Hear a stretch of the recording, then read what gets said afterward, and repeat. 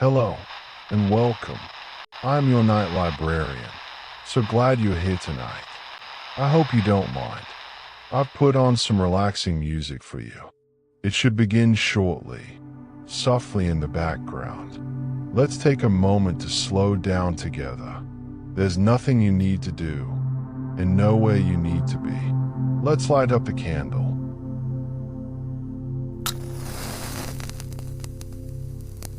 Just a small, warm glow, steady and comforting. Take a gentle breath in and let it go.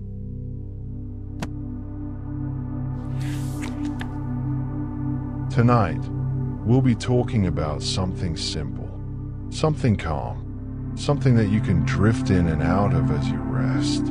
You don't need to stay awake. Just listen, relax, and allow yourself to fall asleep whenever you're ready. This library grows with its travelers. If these stories help you rest, subscribing helps us grow and guides other sleepless souls here. A like or a quiet comment is always appreciated. But for now, all you need to do is relax. The library is quiet. The candle is lit. Settle in. Get comfortable. And allow your eyes to grow heavy. Find a comfortable position, take a deep breath, and let yourself relax. Tonight, we're going to explore something you've seen thousands of times but perhaps never really thought about. Something so ordinary, yet so carefully organized. We're talking about license plates and the fascinating way their numbers and letters are arranged. As you listen, there's no need to remember every detail. Just let the words wash over you like gentle waves. You might drift off at any moment, and that's perfectly fine. This story will be here, steady and calm, whether you're listening closely or floating into sleep. License plates are on nearly every car you see. Each one is unique, like a fingerprint for vehicles. But have you ever wondered how governments decide what numbers and letters go on each plate? How do they make sure no two cars have the same one? How do they keep track of millions and millions of vehicles? The answer is simpler and more elegant than you might think. It all comes down to something called sequential order. A pattern, a rhythm, a system that flows like a quiet stream, always moving forward, never repeating. Let's begin our journey together. Long before computers, before highways stretched across continents, before cars filled every street, there was a simple problem that needed solving. When automobiles first appeared on roads in the late 1800s, they were rare and special. People would stop and stare. Children would run alongside them. But as more and more vehicles appeared, a question arose. How could anyone tell one car from another? In those early days, most places didn't require anything special. Cars were so unusual that people simply recognized them. Oh, that's Dr. Miller's automobile, someone might say. Or, there goes the postal truck. But as years passed and cars became more common, this informal system stopped working. Imagine a world where thousands of cars look almost identical, all black, all similar shapes, driving through busy city streets. If there was an accident, how would anyone know which car was involved? If someone parked incorrectly, who owned that vehicle? The answer was clear. Every car needed its own identifier, its own name, in a sense. The very first license plates appeared in France in 1893. There were simple things, just numbers on metal. Other countries watched and learned. The United States began requiring plates in New York in 1901. Back then, car owners actually made their own plates. Can you imagine that? You'd buy a car, and then you'd have to create your own license plate with your initials or a number you chose yourself. But this system had problems. What if two people chose the same number? What if someone made their numbers too small to read? What if the plate fell off and someone else used that same number? It was chaos, gentle chaos, but chaos nonetheless. So governments realized they needed to take control. They needed to assign the numbers themselves. They needed a system. And the simplest, most logical system was to give out numbers in order. 1, then 2, then 3, and so on. Sequential order. Like counting. This was elegant. This was fair. The first person to register a car in a state might get plate number 1. The second person would get number 2. The third would get number 3. No confusion. No duplicates. No arguments. Just a steady progression, like steps on a staircase, each one following naturally from the last. As automobiles spread across the world through the 1910s and 1920s, this system of sequential numbering spread with them. In England, in Germany, in Australia, in Canada, governments discovered the same solution. Give each vehicle the next number in line. Keep careful records. Never assign the same number twice. But soon, another challenge appeared. As cities grew and more people bought cars, the numbers got longer and longer. A plate that said 1 was fine. A plate that said 527 was fine. But what about 45,392? Or 384,726? The numbers stretched across the metal, getting harder to read from a distance. This is when someone had a clever idea. What if we mixed letters with numbers? Think about it this way. With numbers alone, you can count from 0 to 9. That's 10 options. But if you add the 26 letters of the alphabet, suddenly each position on a plate can be one of 36 different characters. It's like having a bigger box of crayons. More colors to choose from. More combinations possible. So plates began to look different. Instead of just 5,872, a plate might say A5872. The letter at the beginning showed which series you were in.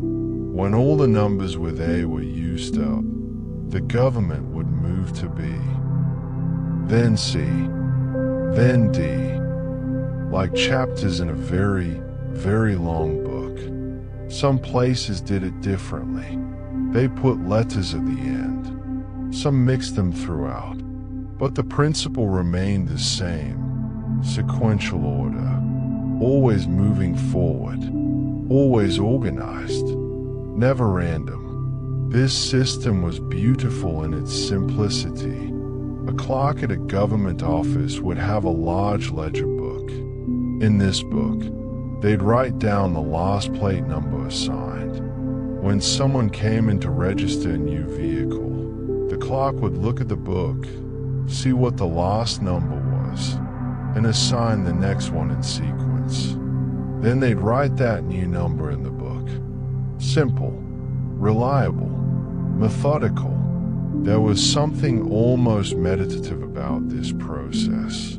Each number following the last, like beads on a string, like drops of rain falling one after another.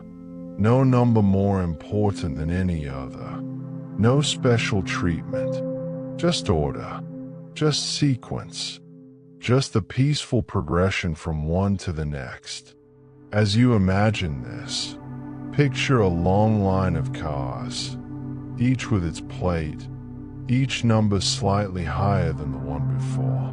AAA001, AAA002, AAA003.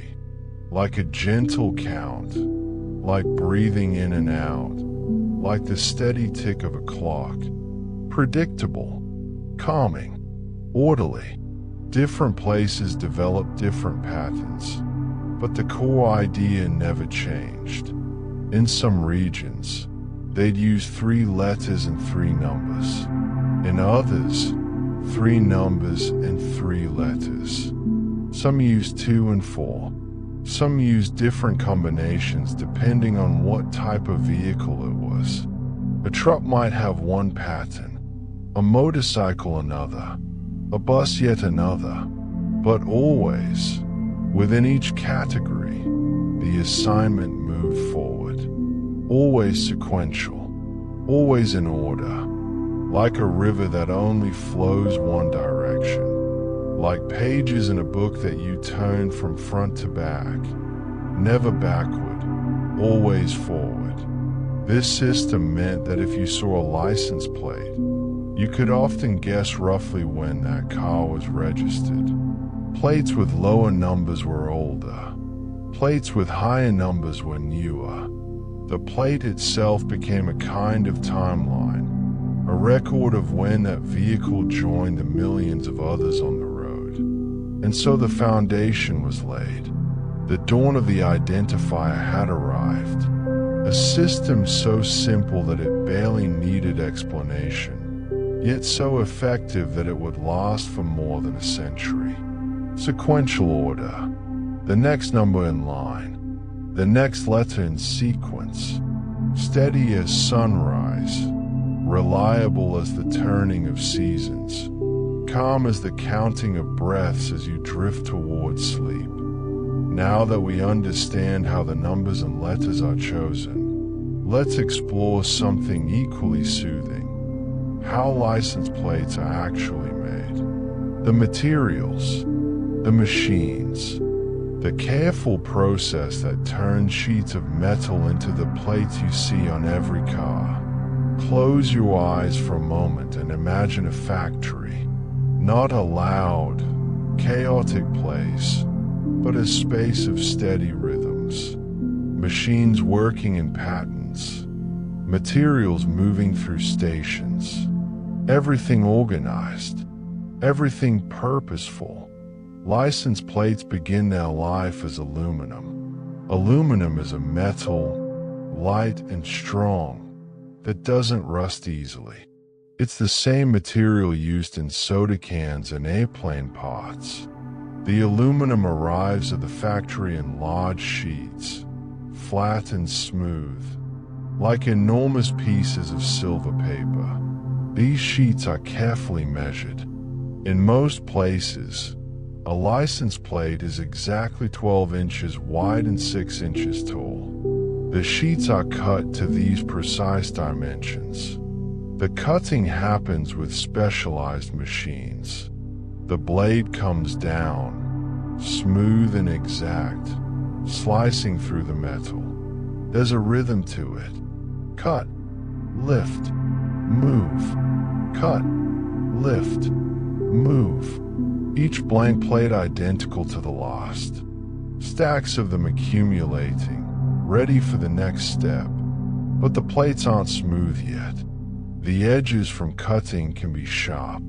So the blanks move to a deburring station, where rough edges are smoothed away.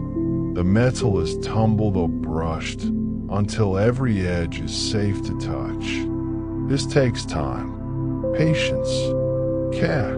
Just like so many parts of this process, there's no rushing. Quality comes from steady, consistent work. Next comes one of the most important steps: coating the metal. Raw aluminum is silver gray and shiny, but license plates come in many colors: blue, green, white, yellow. Different states and countries choose different colors. sometimes changing them every few years. The background color is applied through a process that can happen in different ways. Some factories use a method called porcelain enameling. Imagine the plate being dipped into a pool of liquid glass mixed with colored pigments. The plate emerges coated in this mixture. Then it's heated in an oven, a kiln, at very high temperatures, around 1000 degrees Fahrenheit. At this temperature, the glass melts into the aluminum, fusing with it permanently. When it cools, the surface is hard, smooth, and weather-resistant. Rain won't wash it away. Sun won't fade it easily. It becomes part of the plate itself. Other factories use paint instead, applying it in layers. First a primer to help the paint stick, then the color coat, then a clear protective layer on top. Each coat must dry before the next is applied.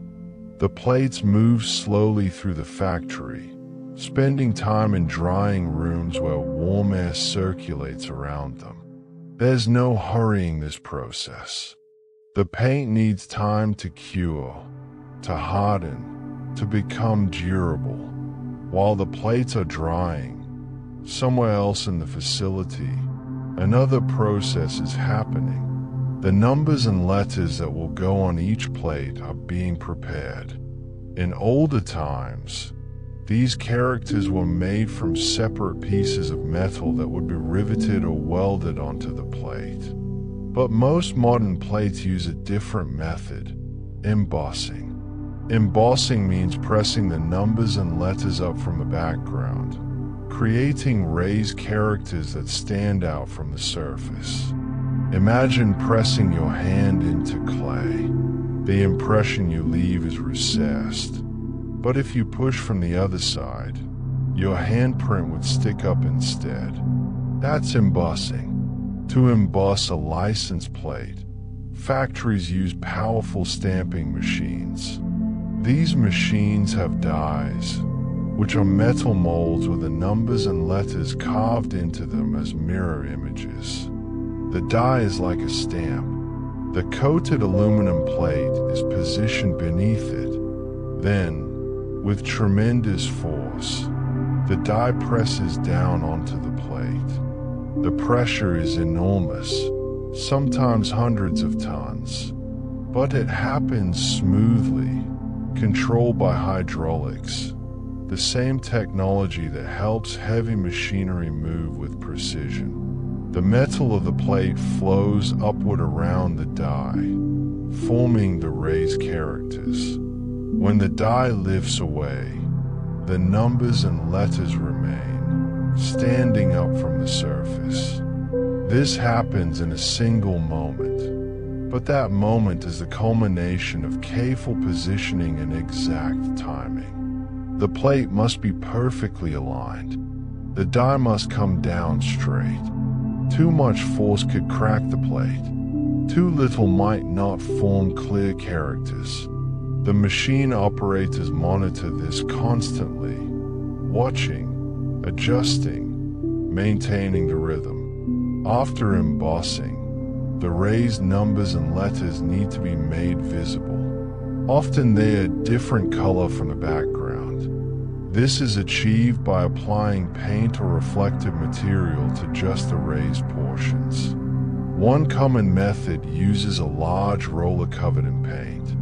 The roller passes over the embossed plate, touching only the raised characters, not the recessed background. The paint transfers to the high points, leaving the background clean. Another method involves applying reflective sheeting.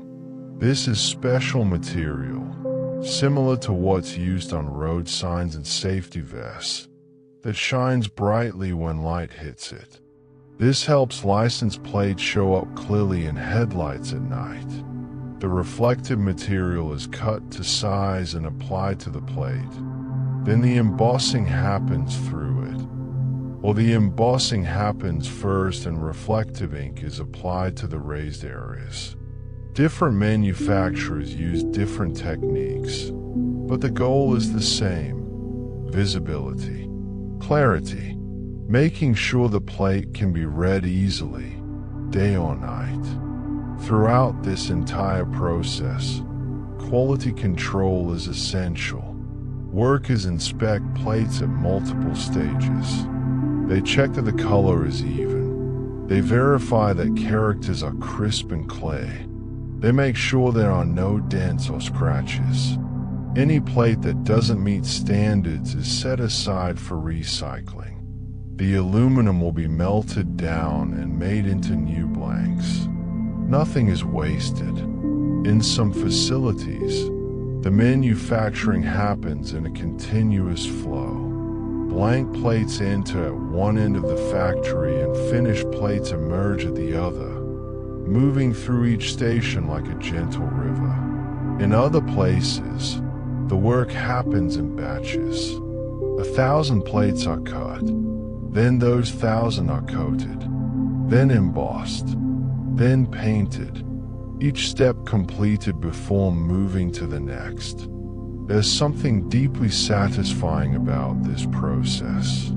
The transformation of raw materials into finished products, the precision of machines, the attention of human workers, all of it working together to create something simple yet essential. The finished plates are packaged carefully. In some places, they are wrapped in protective paper. In others, they are stacked with foam separators between them to prevent scratching. Then they are boxed and shipped to government offices, where they wait to be assigned their sequential numbers and paired with vehicles. Some factories produce thousands of plates per day. Others, serving smaller regions, might make only hundreds. But regardless of scale, the process remains fundamentally similar. Metal is shaped, color is applied, characters are formed, quality is checked. The work continues, day after day, producing the identifiers that vehicles need. As you think about this process, imagine the quiet efficiency of it. The steady hum of machinery, the precise movements of robotic arms or human hands, the way raw aluminum transforms, step by step, into something recognizable, something that will spend years on the back of a car, through rain and snow, through summer heat and winter cold, identifying that vehicle to the world. And remember, each of these carefully crafted plates will receive its own unique combination of numbers and letters, assigned in sequence, in order, one following the next, just as these manufacturing steps follow one another. Everything connected, everything flowing, everything in its place. Let this knowledge settle over you like a warm blanket. The world has order, systems at work, processes that continue, reliable and steady, creating the small things we depend on without even thinking about them. Rest now. The story continues, but you can drift. The plates are being made. The numbers are being assigned. The system flows on, whether you're awake or asleep. Let's sink a little deeper now into the gentle mathematics of license plates. Don't worry, this isn't complicated math. It's more like a puzzle, a beautiful pattern that reveals itself slowly, like stars appearing as the sky darkens. We talk about how governments mix letters and numbers together. Now let's understand why this is so clever, and how the sequence moves forward, always forward, never repeating. Imagine you're counting 1, 2, 3, 4, 5. Simple. But what happens when you reach 9? You add another digit. 10, then 11, then 12. The counting continues, but the pattern changes. You've moved from single digits to double digits. The sequence grows. License plates work the same way, but instead of just numbers, they have both numbers and letters working together. Think of it like this. If you were only using numbers, and your plate had 3 spaces, you could count from 000 to 999. That gives you 1,000 different combinations. Not bad. But what if a state has more than 1,000 cars? They'd run out of combinations. This is where letters become helpful. The alphabet has 26 letters, A through Z. When you combine letters with numbers, the possibilities multiply in beautiful ways. Let's start simple. Imagine a license plate with just 2 spaces, and both can be either letter or number. The first space could be A, or B, or C, all the way to Z. That's 26 options. Or it could be 0, 1, 2, up to 9. That's 10 options. So the first space has 36 possibilities total. The second space also has 36 possibilities. So how many different 2-character plates could you make? You multiply. 36 times 36. That equals 1,296. Almost 1,300 different combinations from just 2 characters. Now imagine a real license plate with 6 characters, 3 letters and 3 numbers, or 3 numbers and 3 letters, or any mixture. The possibilities become enormous. With 6 spaces, each having 36 options, you get, well, the number is so large it's hard to imagine. Over 2 billion combinations. More than enough for every car in even the largest countries. But governments don't just randomly assign these combinations. Remember, everything is sequential. There's an order, a flow, like water finding its path downhill. The sequence moves through every possible combination in a predetermined pattern. Let's imagine a simple system where plates have 3 letters followed by 3 numbers.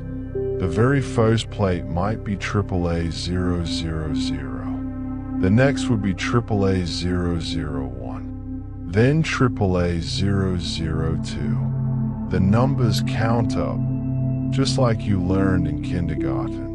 AAA003, AAA004, AAA005. This continues, steady and peaceful, like a heartbeat. AAA006, AAA007, AAA008, AAA009. But now we've reached 9. What comes next? Just like counting, we move to the next position. AAA010. The sequence continues through AAA011, AAA012, all the way up through AAA019, then AAA020, AAA021. On and on. AAA099 is followed by AAA100. The march continues. Eventually, we reach AAA999. We've used up all the number combinations with AAA at the beginning. What happens next? The letters advance. Just one letter, the smallest change needed. We move to AAB000. Now the whole process begins again. AAB000. AAB001, AAB002. The numbers count up through AAB999. Then we advance again. AAC000. Can you feel the pattern? The numbers do most of the work, counting up again and again. But when they've exhausted all their possibilities, the letters step forward. Just one letter, and the numbers begin their count anew. This continues through the alphabet. AAD, AE, AAF, AAG. Each letter getting its turn, each followed by 1,000 number combinations. AAI, AAJ, AAK.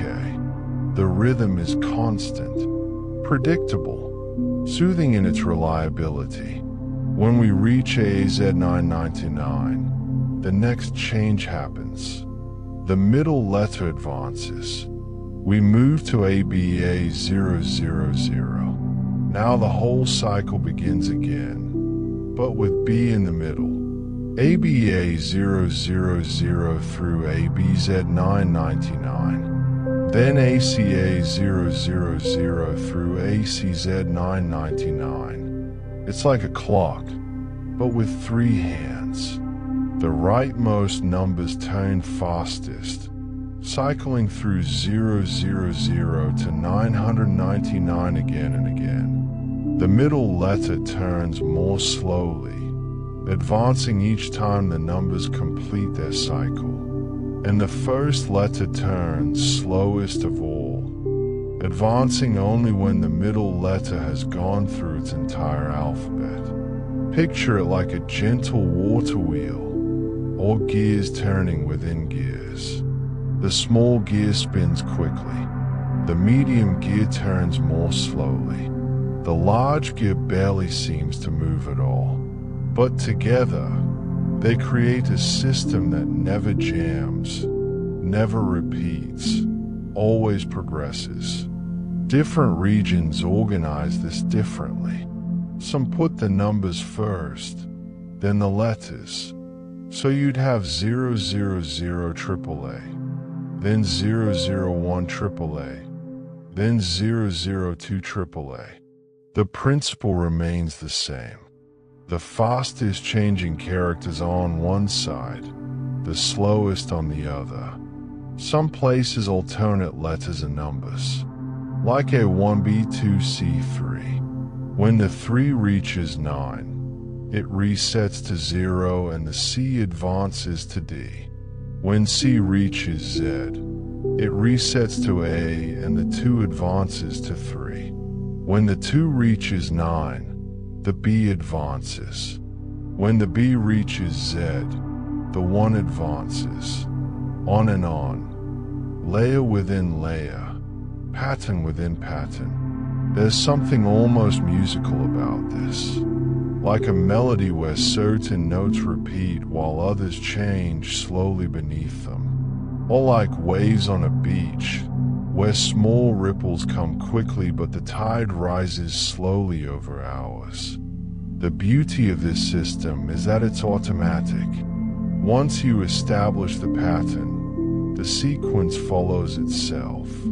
A computer can generate the next plate number instantly, or a person with a pencil and paper can figure it out, counting forward 1 step, following the rules.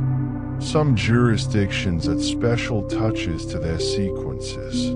They might skip certain combinations. They might reserve certain letter patterns for specific vehicle types. Commercial trucks might all start with C, government vehicles might all start with G. But within each category, the sequence flows forward. As the years pass and more vehicles register, the sequence climbs higher and higher through the possibilities.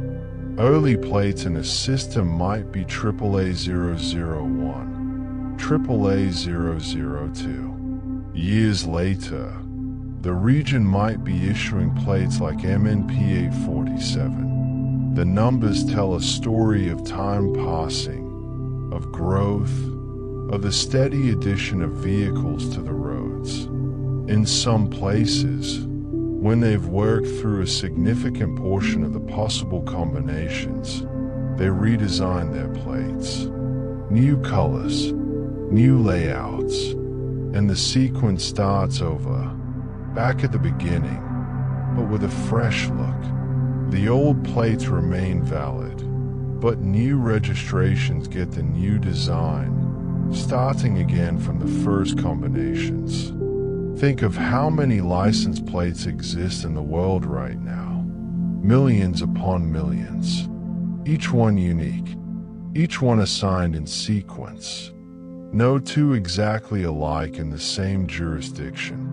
And yet the system is so simple that a child could understand it.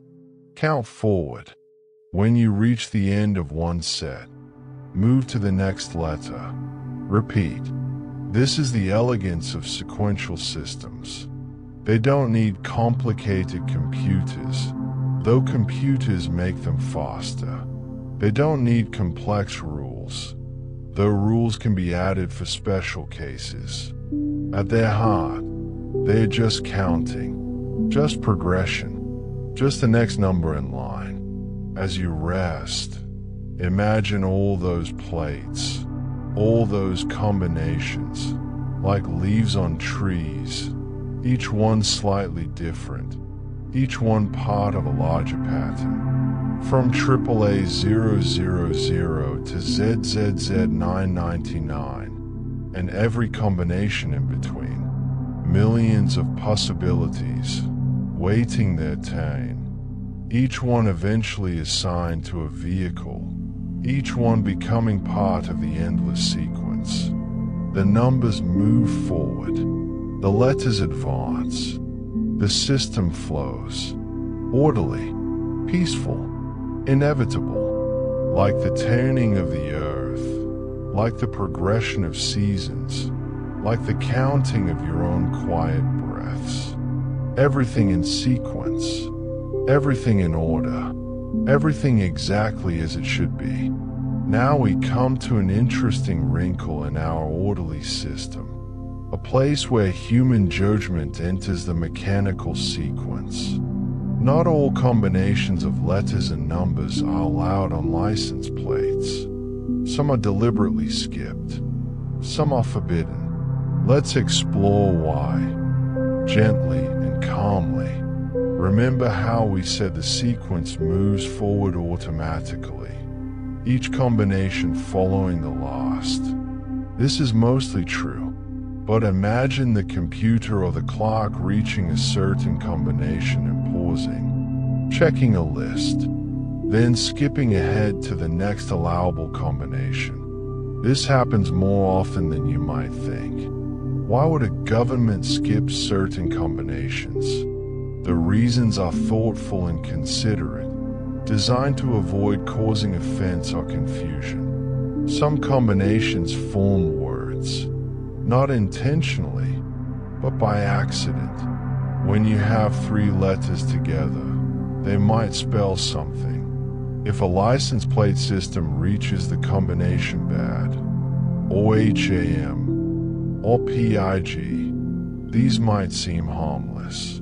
They're just words. But what about words that are unkind? Words that might insult someone? Words that are profane? Government officials responsible for license plates realized early on that they needed to prevent offensive words from appearing on plates. Imagine someone driving to work, and the car in front of them has a license plate that spells out an insult, or rude word, or something vulgar. That wouldn't be appropriate, especially since license plates are required by law. People don't choose their plate numbers in this system. The numbers are assigned. So it wouldn't be fair to give someone a plate with an offensive combination. The solution is a filter, a list of forbidden combinations. When the sequential system reaches one of these combinations, it simply skips it and moves to the next one.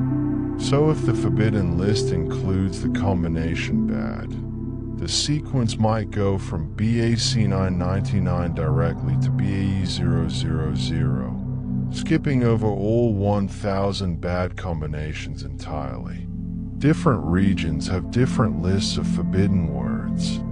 These lists are usually not published publicly to avoid giving people ideas or causing embarrassment, but they typically include obvious profanities, slang terms for body parts, derogatory terms for any group of people, and words related to violence or illegal activities. Creating these lists requires careful thought. Officials must consider not just English words, but words in other languages if their region has a diverse population. A combination that seems random in English might be offensive in Spanish, or French, or another language. So the list can become quite long. Some regions are very strict and filter out anything that could remotely be considered inappropriate. Others are more relaxed, filtering only the most obvious offensive terms.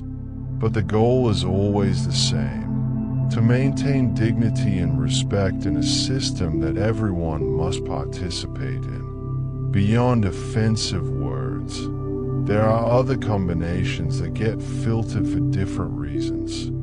Some numbers and letters, when combined, can look like other things. The number 0 and the letter O look very similar. The number 1 and the letter I can be confused. To avoid confusion, some jurisdictions don't use certain letters at all.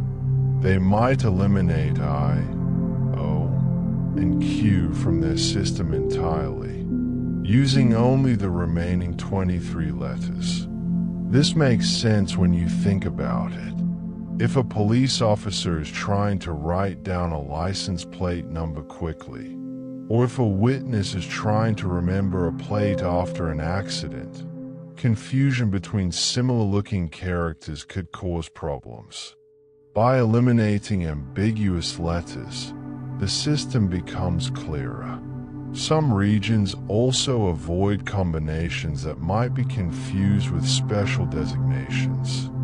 For example, if diplomatic vehicles in a country all have plates beginning with CD, the regular sequential system might skip all CD combinations to avoid confusion. Or if government vehicles use plates starting with GOV, those combinations are reserved. There's another category of filtered combinations that's more subtle. Some number and letter combinations resemble abbreviations for organizations, especially law enforcement or emergency services. A plate that says FBI or CIA or EMS might be filtered out to prevent any appearance of impersonation. Even though these plates would be on regular civilian vehicles, officials want to avoid any possibility of confusion or misuse. In some places, combinations that resemble distress signals or emergency codes are also avoided. SOS is a famous example. While it's unlikely anyone would mistake a license plate for a distress signal, the filtering happens out of an abundance of caution. The filtering process happens smoothly, invisibly to most people. The computers generating sequential plate numbers have these forbidden combinations programmed into them. When the sequence reaches a forbidden combination, the computer simply increments to the next allowed combination. The gap is never noticed because the plates are assigned one at a time, and the skipped combinations never exist as physical plates. This means that the sequential system isn't perfectly continuous. There are small jumps, tiny gaps where certain combinations have been removed, but the overall progression remains intact. The system still moves forward. The numbers still increase. The order is maintained. Think of it like a walking path through a garden. The path moves forward, but occasionally it curves around a thorny bush or skips over a muddy patch. The journey continues, just with small detours for practical reasons. You still reach your destination. You still move steadily forward. The careful filtering of combinations shows how human judgment works alongside mechanical systems. The computer provides the sequential logic, the perfect counting, the reliable progression. But humans provide the wisdom, the cultural awareness, the consideration for how people will feel when they see these combinations on the road. It's a partnership. The efficiency of automation combined with the thoughtfulness of human oversight. Neither could work as well alone. Together, they create a system that's both orderly and respectful. As more vehicles are registered and the sequence progresses, occasionally new forbidden combinations are added to the list. Language changes. New slang emerges. What seemed harmless years ago might become offensive. So officials periodically review and update their filters, always trying to stay ahead, to prevent problems before they occur.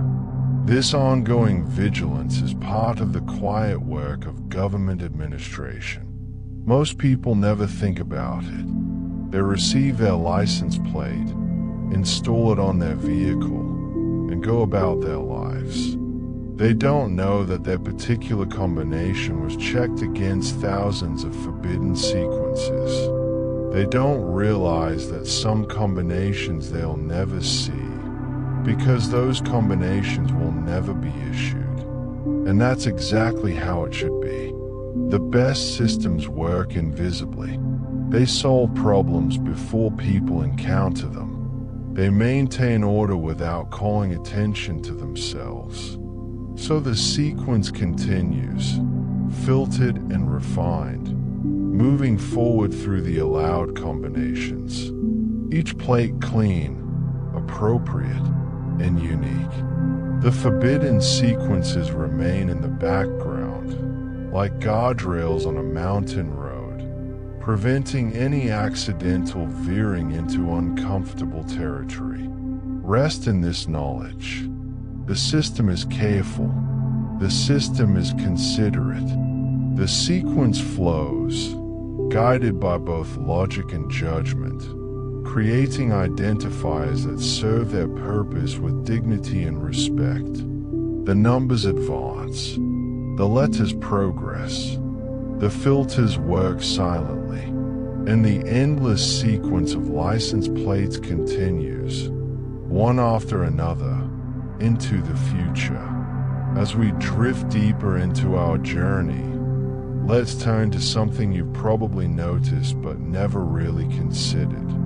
Those small stickers on license plates, little squares or rectangles, often in the corner, with numbers or colors.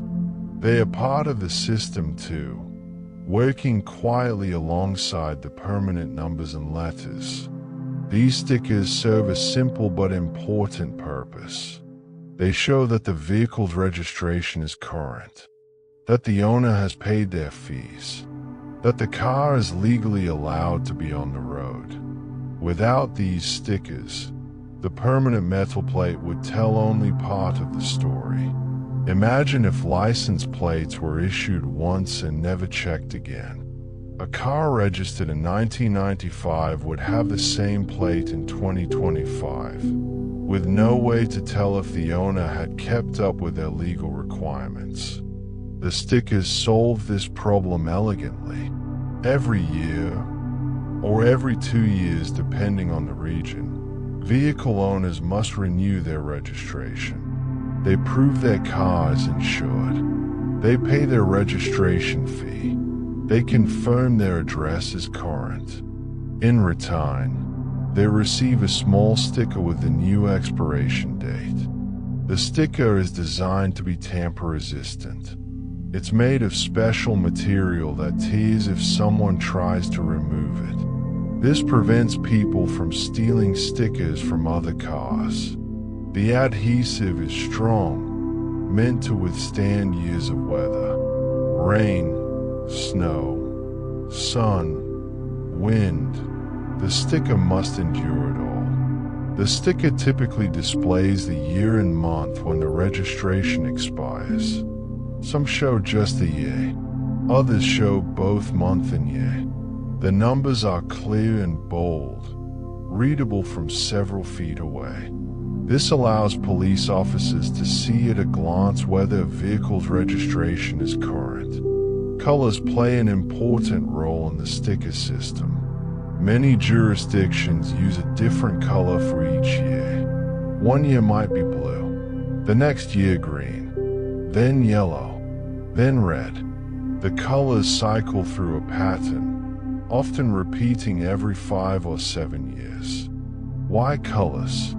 Because they provide instant visual recognition. An officer doesn't need to read the numbers from far away.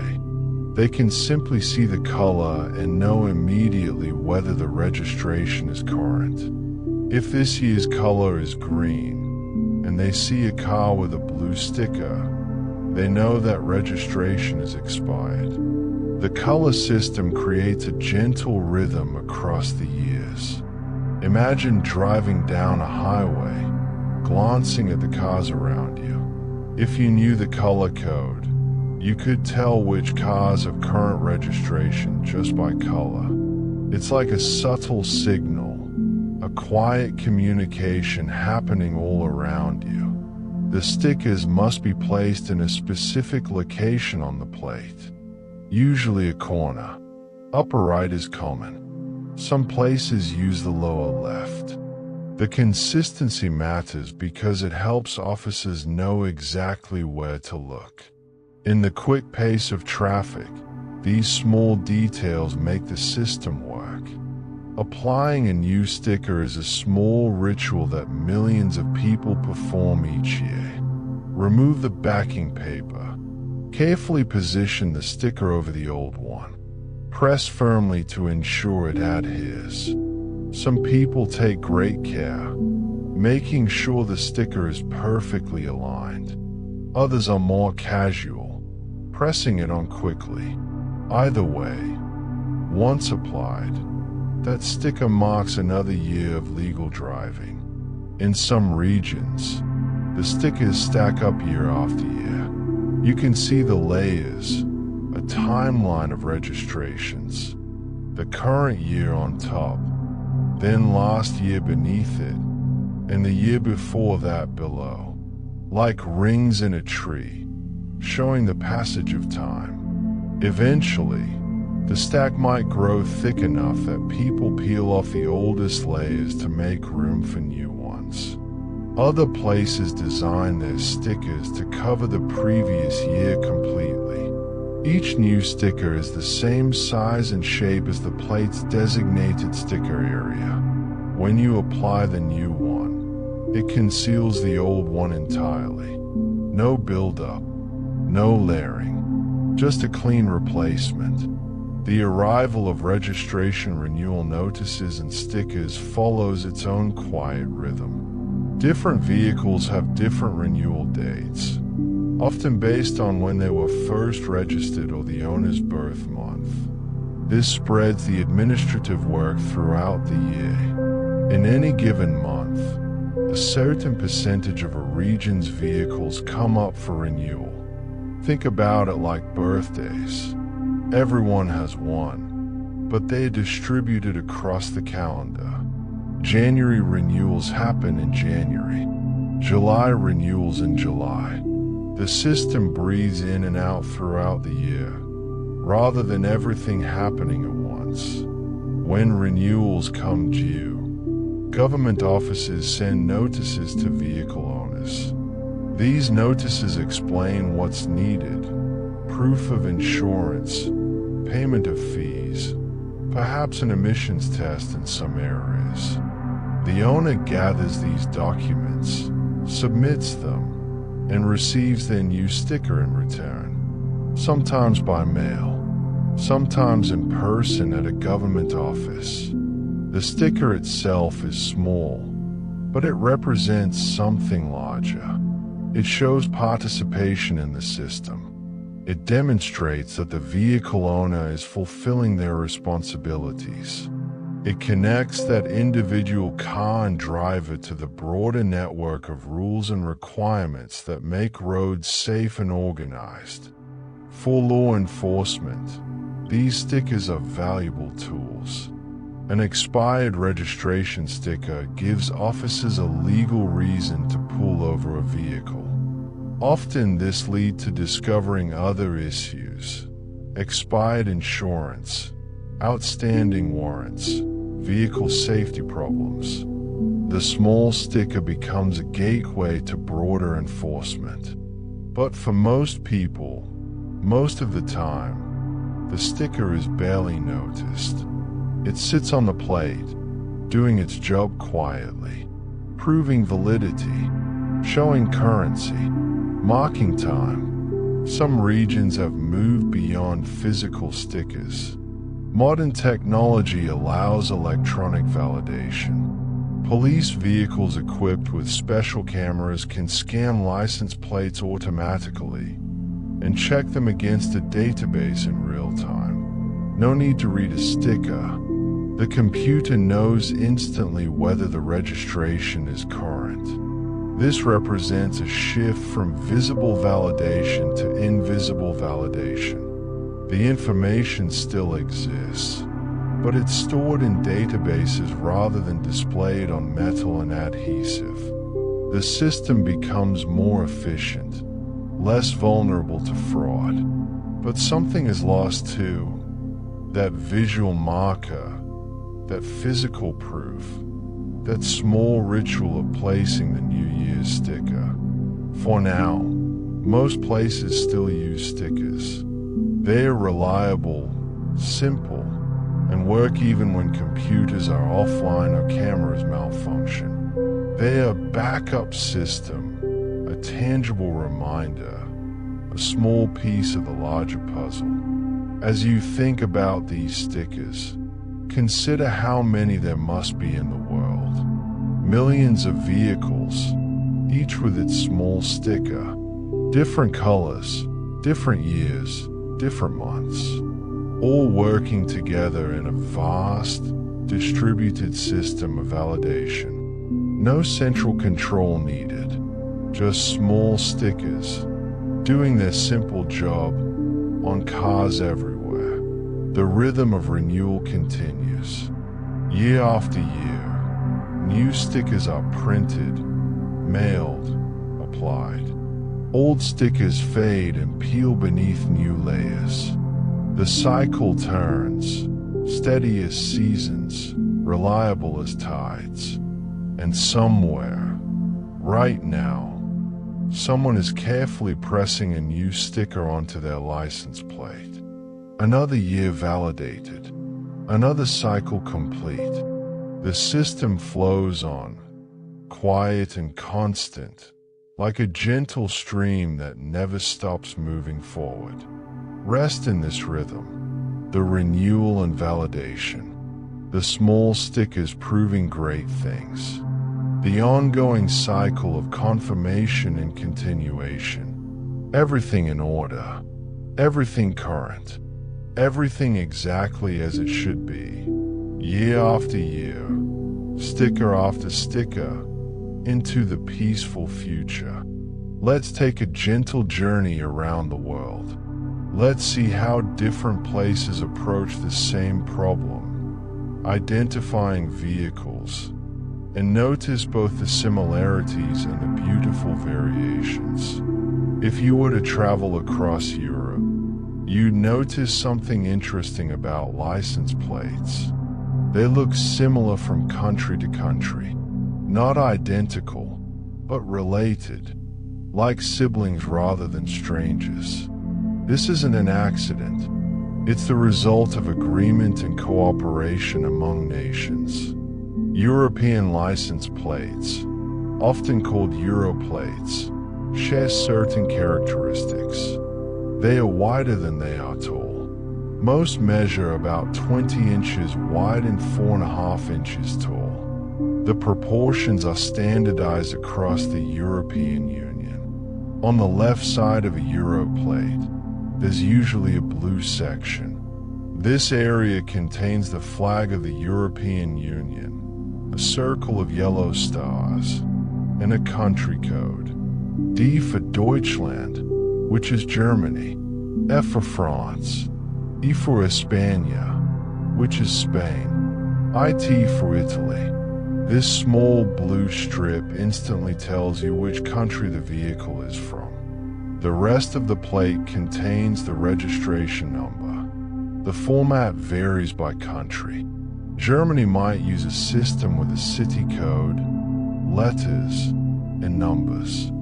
France uses a different pattern, Italy another, but they all fit within the same standardized size and shape. All use the same blue strip on the left. This standardization makes travel easier. A German car driving through France is easily identified. A French car in Spain stands out clearly. The system facilitates the free movement of vehicles across borders while maintaining each country's individual registration system. The sequential assignment still happens, but within each country's own format. A German office assigns the next number in sequence for German plates. A French office does the same for French plates. The sequence is national, but the format is international. Now let's cross the Atlantic Ocean and look at North America. Hey, things are different. Each state in the United States has its own plate design. Each province in Canada has its own style. There's no standardization across the continent the way there is in Europe. A license plate from California looks nothing like one from New York. Florida's plates differ from Alaska's. Each state chooses its own colors, its own layout, its own design elements. Some feature state slogans. Live free or die in New Hampshire. The Sunshine State in Florida. Famous potatoes in Idaho. The sizes are somewhat standardized. Most are 12 inches by 6 inches, but the visual designs vary wildly. Bright colors, complex graphics, state symbols, even landscapes. License plates in North America are more than identifiers. They are small billboards for state pride and identity. Despite these visual differences, the underlying principle remains the same. Sequential assignment. Each state's Department of Motor Vehicles issues numbers in order. The sequence flows forward. The system maintains uniqueness.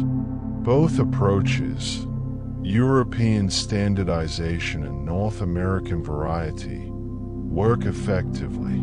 They simply reflect different values and different histories. Europe, with its many countries in close proximity, needed a way for vehicles to cross borders smoothly. Standardization helped. The uniform format, the country identifiers, the shared blue stripe. These elements create a cohesive system across a diverse continent. North America, with vast distances between population centers and strong state identities, never felt the same pressure to standardize. Each state operates independently. A car from Texas rarely goes to Maine. A vehicle from California might never see Vermont. The lack of standardization causes few practical problems. Interestingly, both systems are moving slowly toward digital futures. Europe is exploring electronic registration systems. North America is implementing automatic license plate readers. The physical plates remain, but they are supplemented by digital records that can be checked instantly. Yet the plates themselves endure. They serve not just as identifiers but as physical artifacts, proof of registration that doesn't require technology to verify, a backup system that works even when computers fail. In some countries, license plates have become collectible items. Old plates from decades past, with vintage designs and interesting numbers, are bought and sold by enthusiasts. They are fragments of automotive history, each one telling a small story about a vehicle, a time, a place. Some regions allow personalized plates, vanity plates, where owners pay extra to choose their own combination of letters and numbers within certain rules. These plates step outside the sequential system. They are special exceptions, but they are clearly marked as such, often by different colors or formats, so they don't disrupt the flow of the standard sequence. The majority of plates remain sequential, assigned by computers or clocks, following the pattern, moving forward through the combinations.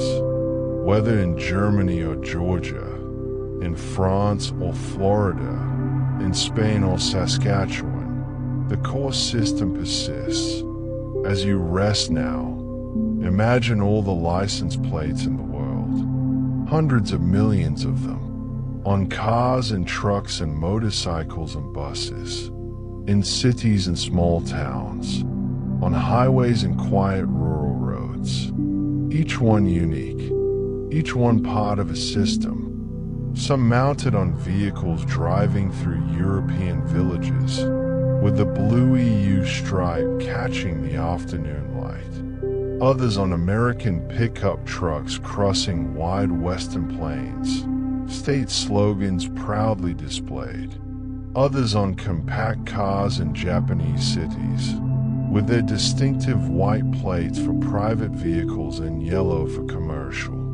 The variety is beautiful. The underlying order is beautiful. Both can be true at once.